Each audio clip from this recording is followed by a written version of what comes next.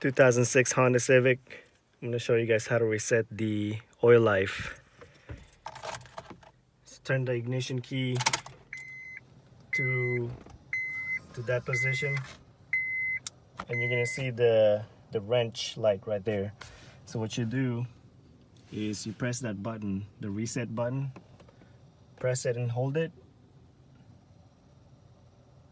and then you wait for that to start blinking. There you go. Now you can release it when you see it blinking.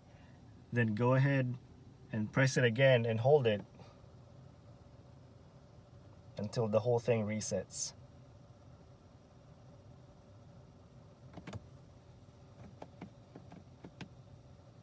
There we go.